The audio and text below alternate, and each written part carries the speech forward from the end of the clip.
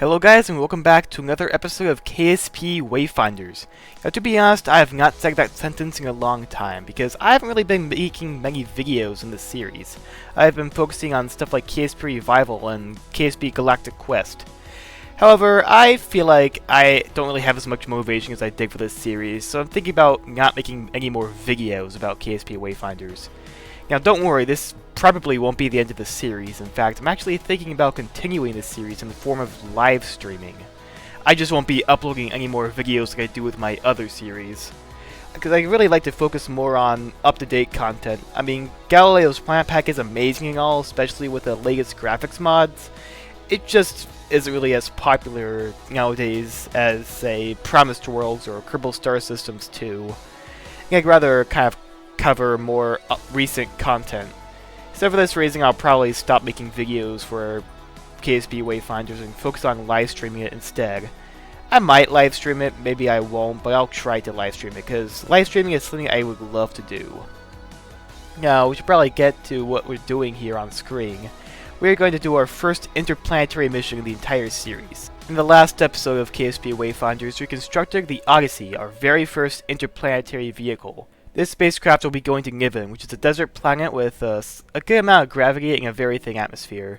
You only really have to worry about ascent when you make a lander, because most of the landing can be done with parachutes.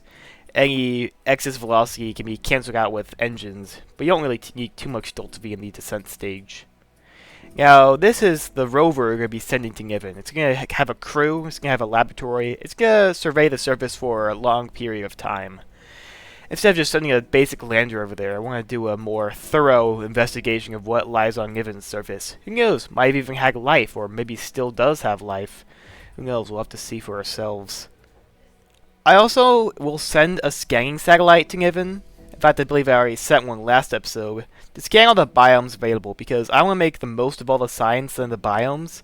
Because if you run a science experiment multiple times in different biomes, you'll just get more science, because every biome has a different science report. And when paired with a science lab, it's going to create tons of science. Probably a little bit overkill if we're going to be using the spacecraft a bit more. But I still want to maximize the science output just so we can do all of our missions later. Besides, we are playing with gradual progression tech tree, so it will take a little bit of extra science to unlock all the nodes. I mean, not all of them. Some of them are actually made cheaper, so you don't have to spend thousands of science just to get bigger fuel tanks. But some of the more advanced technologies, such as antimatter engines or fusion, will take a lot more science than they would have done in the community tech tree, which is basically just a stock tech tree with a few extra tech nodes, so all the antimatter and far future engines are in the same tech node as the NERV stock nuclear fuel engine. The Odyssey has a lot of delta V, so overall it's a great IPV, but it has very, very bad thrust to weight ratio. The TWR is just so bad that you can't even do simple maneuvers with the engines. If you want to escape a planet's sphere of influence, you have to do a weird spiral burn and just keep burning prograde. If you actually create a maneuver node and then execute it by burning towards the maneuver thing on the nav ball, it'll put you on a completely different trajectory that often ends up making you crash into the planet you're orbiting. Unfortunately, I had to learn that the hard way and I had to load a quick save. Thankfully for interplanetary burns that are orbiting a star, where you have a bit more time to perform burns, it actually excels, considering it does have a lot of delta V. Persistent thrust, background thrust, or any mod that allows you to burn during normal time warp is essential, because if you don't have it, you'll probably have to be waiting for hours just to do a simple burn. And that's with 4 or even 16 times physics warp, which may actually end up exploding your craft, so you might have to load a quick save and start over. Thankfully, I do have persistent thrust, so despite encountering a few bugs, I do end up not having to wait hours at my desk just to do a simple interplanetary transfer burn. This mission kind of was complicated because we had to launch multiple vessels. First of all, the ScanSat to get all the biomes, then the rover, because I wasn't attaching all that to Odyssey. XTWR is already bad enough as it is. I probably won't want to make it even worse. And also I had to send the Odyssey itself to rendezvous with the rover. Well, not really rendezvous with the rover, deploy the lander, and then the rover would drive to the lander. That's what the whole plan is. This ScanSat is actually powered by a Vasimer engine, which uses a lot of electricity and xenon in this case. Sure, it's kind of overbuilt in terms of delta V, but it still gets the job done. It's better to have too much than too little. Another thing I should mention is that during Time Warp I turn on infinite electricity because I do have enough power to run the plasma engines without Time Warp, but since electric charge works horribly in Time Warp, it just doesn't think rationally. Persistent thrust keeps thinking, oh, this guy has out of power, so it keeps booting me out of Time Warp and it won't let me Time Warp because I'm out of propellant even though I have 15 fusion reactors on board. Or probably not that much. If you have a lot more electric charge, you can actually fix this weird issue with a buffer. I just enable infinite electricity because it should work, yet the game just doesn't let it. Just because of how buggy it is. I mean, this is kind of what you get when you play a game that's this old and isn't really being maintained anymore. Anyway, frustrating glitches aside, we're now in a polar orbit around Niven and begin to get all those scans in. I really love scans that I feel like it's leagues ahead of whatever curbing it does. Makes finding anomalies a lot better because with the stock game, probe cores only have a small chance to actually find anomalies, which I think is just a stupid idea. Besides, you can just keep loading quick saves just to get another chance to find the anomaly. ScanSat just gets rid of all that junk and allows you to find anomalies instantly. Not instantly, you still have to do the scan, but once you have a full scan, you have all the anomalies on your map. Also, it makes finding resources a bit easier. It has a bunch of different resource maps that are pretty customizable, not to mention the very convenient biomap we saw a little bit there on the screen. Okay, so back to the Odyssey, we're now rapidly approaching Niven. Of course, I have to enable my infinite electricity because even though I have I believe 1,000 excess electric charge per second on this nuclear reactor, apparently it's still not enough in the eyes of persistent thrust, or the stock game at least. So it's pretty annoying. Also, the whole maneuver tool is always off when it comes to low TWR craft, so you kind of have to eyeball it yourself. Who knows, maybe MechJeb is better at performing maneuvers like this. Maybe I should be using MechJeb a bit more. You have to burn somewhat frantically in order to avoid crashing to the surface. I believe we also have to reverse our orbit direction, even though we weren't going that fast. Because if we end up in a retrograde orbit, that might eat into our delta V quite a lot. Because if you do a retrograde orbit, just landing and ascending is a bit more inefficient because you don't have the planet's rotation helping you out. If you're doing crazy missions like this where I use a whole lot of science labs, it's best to have multiple because your singular science lab is going to get full a lot. I also forgot to deploy my antenna, so I couldn't transmit any science, but thankfully I could just deploy the reflectors, and then all of a sudden we get a communications link back with the Kerbal Space Center. Well, technically in Galileo's planet pack it's the Galilean Space Center because Kerbals are Galileans instead, because it's not Kerbing, it's Gale, and it's all complicated. I kind of use Kerbal and Galilean interchangeably in this series. Executing simple maneuvers just to get into a circular orbit is very complicated with this, because it's just very annoying. You have very low TWR, you kind of have to eyeball it. I keep saying that. Next time I make a IPV or ISV, I'm going to make sure it has lots of TWR, because this is just super annoying. That's just kind of the small price to pay when using ion engines. You get a lot of delta V, but horrible TWR. I mean, we don't have too advanced propulsion. This is basically the best that we have at this point. So at this point we have everything prepared, so now it's time to land everything. First we're going to land the rover, because once it's landed, we can just drive it to the lander with all the crew. Most of the tankage isn't really necessary, since you don't need a lot of delta V to land on Niven. You just need some parachutes and a little bit of thrust from an engine just to make sure you don't crash. Either that or some pretty robust landing gear. These wheels are pretty durable, but I'd rather not destroy the undercarriage of this rover. Firefly is also giving some different plasma colors during this entry. It's probably because Niven's atmospheric composition is a little bit different, and the plasma color is kind of based off of the atmospheric composition. We do somewhat lose control, but it doesn't really matter. We don't actually explode from atmospheric re-entry. The only part that's kind of hot is the radiator, and that's kind of the whole point of the radiator is to be super hot, so it doesn't really matter. A good tip for landing on low atmospheric density bodies is to put the parachute deploy as high as you can, because you need a lot of time to cancel off as much speed as possible before using the engines. Now this landing was very smooth. We came to the ground at slightly over 1 meter per second, so it was a very great landing. Next, time to get rid of the sky cranks. It's a bunch of excess mass that we don't need. Look how cool this rover is. There's a bunch of explosions behind him and he's not even looking. Yeah, whatever. I mean, the sky crane's actually still somewhat intact. It kind of spun around. Kind of like a chicken without a head. Oh well, we can just get rid of that in the tracking station, because for some reason, persistent thrust does not like it when two vessels are in physics range, and will actively stop you from time warping. This is really why I hate persistent thrust, just because of how glitchy it is. Sometimes it makes your vessel's engines turn on and have thrust and make your vessel burn away without warning. It prevents you from doing time warp. The only reason I'm actually using it is because it's basically necessary for very long burns or anything with low TWR. I heard there's other mods like background thrust, which I believe I'll be using in my future series. Though I haven't really tried it out that much, so I can't really give you a update on how good it actually is. Now, it's time to land the crew, because that rover is mostly useless without a crew. I mean, it still can do some science experiments across biomes, but the whole thing with renewable experiments and doing the whole lab and science reports, it's just kind of necessary to have a crew. So that's kind of why we sent this whole mission, actually. Those air brakes are pretty essential because there's not enough drag to slow down normally, so you kind of need air brakes just to be able to get a little bit extra drag to slow down. I kind of tried gliding and changing my trajectory by using the air brakes and stability assist to change my direction, but it wasn't really enough. There isn't enough atmosphere here to be able to turn around during re-entry.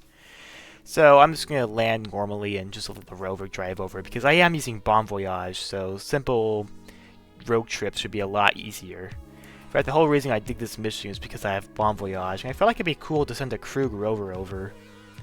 And this lander is powered by a Hydrolox aerospike, so it's very efficient. However, if I had boil off enabled, it probably all boil off. Thankfully I have boil off disabled because the electric charge time warp bug kind of makes all your propellant boil off, even though you have plenty of power to keep it all contained. Now that landing went pretty much flawlessly, except for the fact that the Kerbals come out sideways for some reason. So we might have a few awkward EVAs. Tried to get some extra science in the capsule, but I just couldn't reach it, even with the air brakes deployed. Oh well, I'll just go back inside. It's always good to have science experiments on the lower end of your lander, just so they're reachable from EVA even without a jetpack, especially for very high gravity worlds. The gravity doesn't have to be very high, just high enough so that your EVA jetpack doesn't work that well. And we can kind of skip the whole drive with Bon Voyage, and we can just come over here with a rover. This is not the first time we've seen the Panda rover in action. I call it the Panda because the lights on top make it look like a panda face when you see it from the front. I actually sent this rover to SEGI just to get a bunch of extra science and to test the rover. So it's kind of already field tested, and it definitely does work for collecting tons of science over a long duration. To be honest, it doesn't really have a time limit, except for how long the nuclear fuel lasts, because it is powered by a nuclear reactor. The solar panel can also work as a source of electric charge, but not during the night. On SEGI, it was completely essential to have a nuclear reactor, because the days and nights on SEGI are extremely long, so on one end you may have a long time with power, but then you have a long time without it, and it's just not really convenient, especially since you have a limited supply of batteries. You might be able to survive the night with a ton of batteries, but that's just kind of inconvenient. Besides, batteries take up mass, they take up space. It's just easier to use a small nuclear reactor you can just put in the undercarriage. Probably not the safest spot, but whatever, it gives us the power we need. The most annoying part about this mission is transferring all the Kerbals from EVA, because we can't actually dock the lander and the rover together, so we kind of have to do everything manually, which is pretty time consuming and annoying. I have sped up this footage quite a bit, but it's still my standard 3 times faster, so it still takes quite a while. Eventually all the Kerbals are transferred over, we get the lander ready for its long duration slumber, and then we embark on our quest across Niven. So I am going to be doing a bit of manual driving first, because I kind of want to drive this rover for fun. Also, I want to see the biomes across Niven to see where I actually want to place the rover first. I did find an anomaly somewhere, so I will be checking that out. If you want to find anomalies using ScanSat, be sure to get a scanner with the anomaly setting on it, then you'll be able to find anomalies and locate them on your map. Bon Voyage is a very great mod to use. All you gotta do is pick a spot on the map and then put your marker there, and then usually you can just press go. Sometimes you won't properly find a route to it, but usually it works just fine, especially on lower gravity bodies. At least I think that's how it works, because on Niven it kind of had a lot harder time navigating. That might be because of the higher gravity or the more rugged terrain Niven has. I'm not entirely sure. It's probably the terrain actually, not the gravity. When you activate Bon Voyage, you can just go to the tracking station, warp a little bit until your rover is somewhere else. Then all of a sudden your rover is teleported to a completely different biome or wherever you decide to put it. It's a great mod. It basically works very well for having long rover drives without actually having to drive the rover. I'd say it's kind of like the rover analog of persistent thrust, where it loves to drive during time warp. Not necessarily drive, it's more of an autopilot that works during time warp.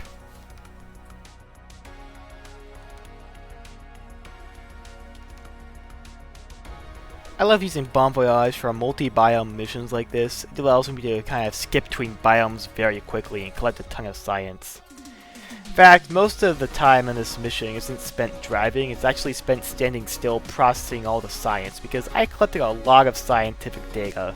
I had to leave a whole lot of experiments in the airlock just so they can wait until I had enough space in the laboratory to start processing them.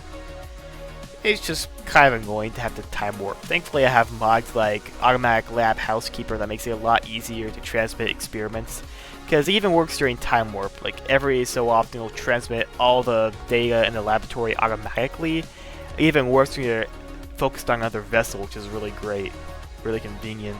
Now this is the part where I went on a wild goose chase on some stupid monolith that was buried in the ground, because according to ScanSat there was an anomaly nearby. So I got Bon Voyage, I placed my area down, and then I teleported there by time warping. Now, I could not find an anomaly. As far as I could look, I just could not find it. So I kept driving towards where this anomaly was supposedly. It was kind of hard because here, for some reason, I kind of had an issue where the rover kept leaning towards one side.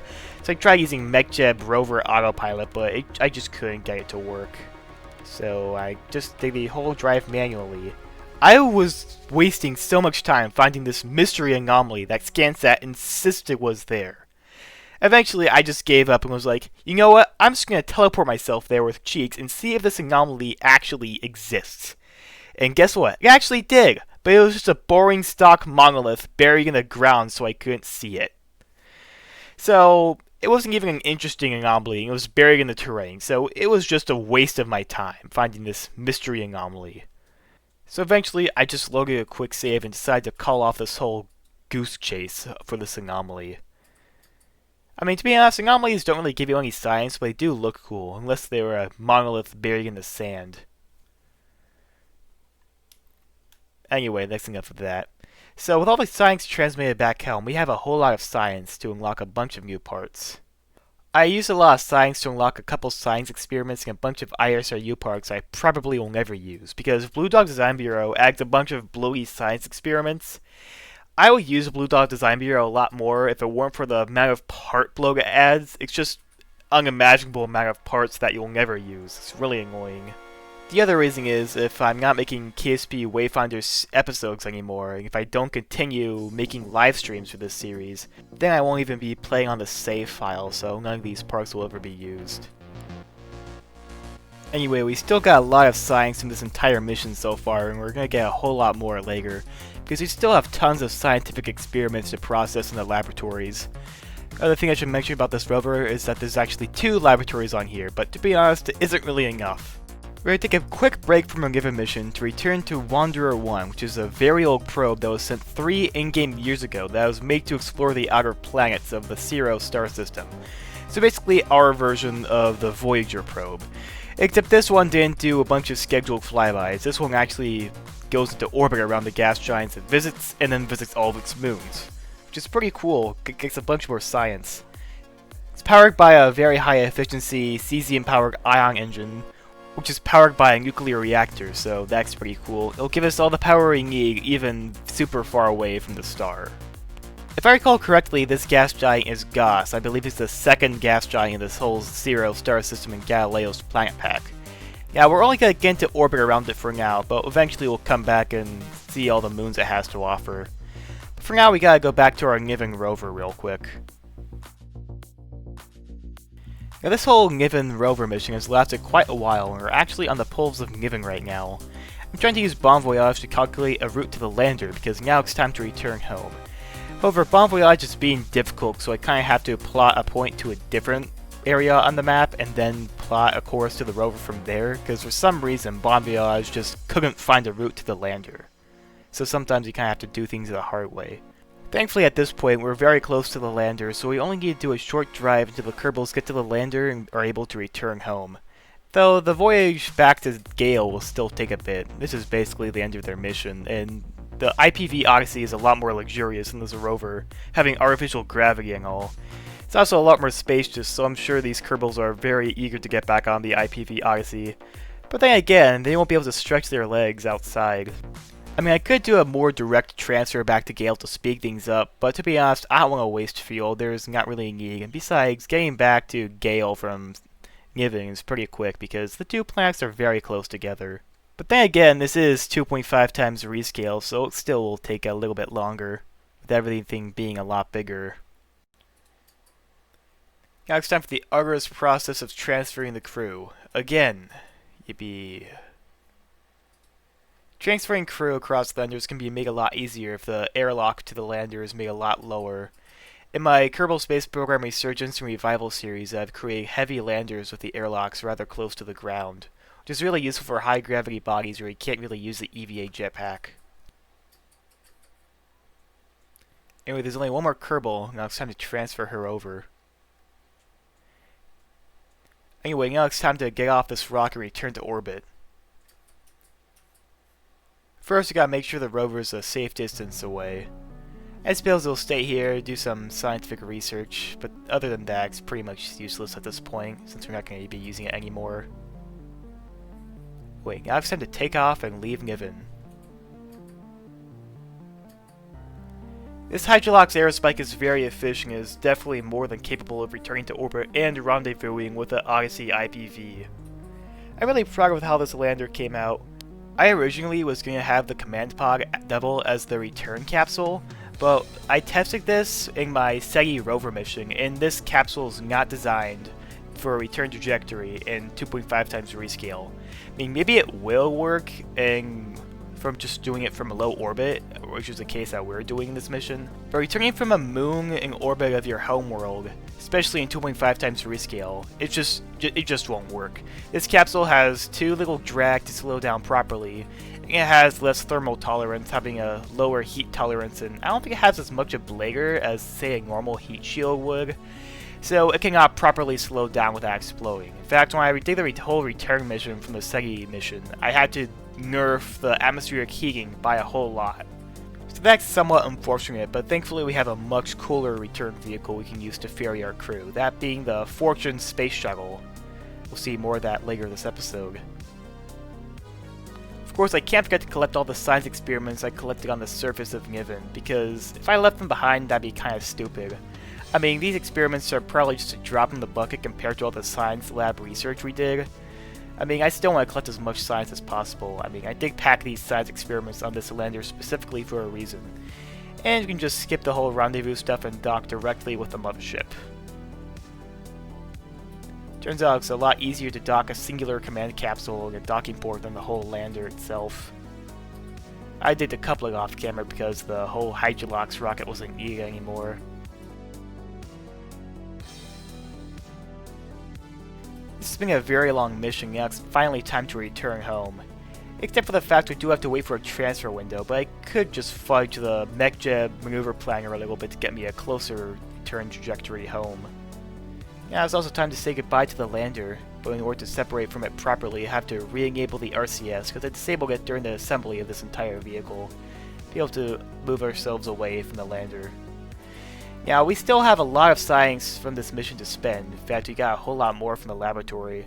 So I'm going to be getting it on some big colonization parts, a bunch of jet engines and VTOL engines and a bunch of stuff, as well as some dual-mode air-breathing engines and air-augmented rockets like the Rapiers. But to be honest, they're probably kind of useless when compared to our Fortune space shuttle, because even without jet engines, it still gives us a ton of Delta V. Before we can properly plan a maneuver to get ourselves home, I would rather adjust our orbit so it's a little bit higher, because if we do a maneuver from low orbit, it can cause a whole lot of issues, because the TWR on this spacecraft is just abysmal. A very low TWR can often put you in an unexpected collision course, which is actually what happened here, so I decided to go on an escape trajectory and leave Niven altogether. At this point, I also removed any fuel that was left in the drop tanks and jettisoned them. I do like having these drop tanks. It gives a little bit extra fuel, and we can just drop them when we don't need them anymore to save on mass. Because looking around empty fuel tanks is just a waste of Delta V. You can just always replace them later, since they are connected via docking ports. Anyway, now that we have escaped from Niven, now it's time to plot our maneuver home. Since I am doing this return home manually without MechJeb, I do have to do a slight inclination change. It is a little bit more expensive since they're doing it directly around the star and not, say, a planet. Because if you're doing an inclination change around a higher gravity body, even if you're pretty far out, it still takes a bit of Delta V. A good way to save Delta V on inclination changes, especially around terrestrial bodies, is to try and burn out, because if you're doing inclination change or an orbit direction change, it'll be a lot more efficient if you're in a higher position, because if you're in a higher orbit, you'll be going slower, and therefore you won't need to change as much velocity or burn as much fuel to change your orbit trajectory.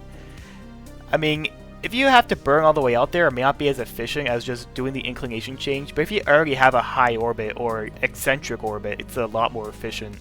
This whole return burn only took us a little over 1,500 meters per second. It probably would have been less, in fact a lot less if we were doing stock scale solar systems. But it's just a drop in the bucket because this entire interplanetary vehicle has tons of Delta V to work with, so I can waste a whole lot of fuel. In fact, I could probably waste a whole lot just to get a faster trajectory towards a far out planet. Just like that, we have a return trajectory. I'm going to make my initial capture burn an eccentric burn just so I don't have to burn as long to get into an orbit. And I do have to set an alarm because I will be switching to another vessel during this. That vessel being the Wanderer 1 probe. I'm going to be visiting all the moons of the Goss system. The first moon we'll be visiting in the Goss system is Loki, which is a rather small-sized moon. I believe it only has 0.1 g of gravity. It has no atmosphere, so it's basically just a boring rock. Is it actually boring though? That's what we're about to find out. Maybe it has a bunch of really cool surface features that are only visible from a low orbit. We won't be going into orbit, but we will be getting a very close flyby. It seems to be somewhat reflective. It might actually be made of ice and have lots of water on its surface, which may be useful for future colonies. From close inspection, it seems to have a rather rugged terrain. It seems pretty interesting, actually. It seems to be somewhat icy, at least according to the reflection. Maybe it's just parallax tripping out, I'm not sure. Next we have the second, and actually the final moon of the Goss system, that being Catullus.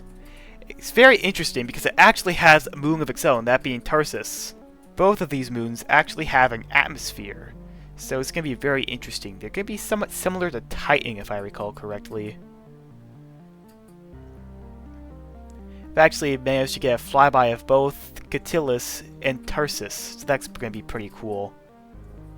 Now, I'm not sure what's up with Tarsus, but I feel like its clouds with the Eve config are kind of bugged. They don't really look that good. I mean, still, Skyger looks amazing. It's a pretty interesting moon. Maybe I'll land here in one of my live streams that I might do later. We can't get a close flyby to Catullus, though, because our Delta V is very low. We don't have a lot of fuel left. In fact, this whole flyby actually got us in a very close trajectory back to Gale. So we might actually be able to get a rendezvous with it, but that probably won't happen because interplanetary trajectories are pretty hard to predict and you can't really get a reliable encounter a whole lot of the time with transfer windows and all. Anyway, we've finally returned to Gale with the Odyssey IPV. Now it's time to get into a circular orbit, which takes a lot longer than you'd think because we have such terrible TWR, we actually have to do a bunch of little burns that take ages. And the stock maneuver tool isn't really accurate with low TWR, so we do have to eyeball it a whole lot, especially during the final bit of the circularization, for once I actually pronounced that correctly. Now it's time to fly an empty Fortune space shuttle to collect the crew and bring them back home. Now this space shuttle isn't very reliable when it comes to landing back at a specific spot, because its engines cannot run in an atmosphere, and I'm not very good with targeted landings. However, it is very good at landing in the ocean, similar to my Destiny shuttle that I made back in KSP Resurgence. Remember that? That was like over a year ago. I can't believe how long it's been since I started making YouTube videos seriously. What I love about this shuttle is that it doesn't actually have a central fuel tank like the space shuttle in real life. It only needs 2 solid rocket motors, and then the lithium engines can propel it all the way to orbit. These engines do require a whole lot of electric charge, which are provided by a Stirling fuel cell, which only uses an onboard metal, that being beryllium, and a little bit of oxidizer to produce a ton of electric charge. It may not be as efficient as a nuclear reactor, but it certainly produces way more per second than a nuclear reactor of its size would. It's also a pretty great glider, and it looks amazing. So I'm really happy with how this whole space shuttle turned out. Once in orbit, it actually has over 4,000 meters per second of delta V, which is probably enough to get at least a flyby of one of Gale's moons. It can do a lot more of its refueling in orbit, which is actually really great. It can probably act as a pretty good tanker for a refuel depot also, because it does have a lot of fuel on board. Kind of a shame that I'm only really using this for low orbit missions, because I'm sure the shuttle could do a whole lot more. Just goes to show how powerful Stirling fuel cells and magnetoplasma dynamic engines are. I mean, you could be using this whole concept with other plasma engines, but the lithium ones are just the most powerful. They're the only ones that give you enough thrust to actually give you a reliable spacecraft. Overall, it's a great spacecraft to use and fly. You can also use hydrogen on these lithium engines, thanks to a patch created by modder Nerdy Boy. Thanks, Nerdy, for making this amazing little patch that allows me to use hydrogen on my engines.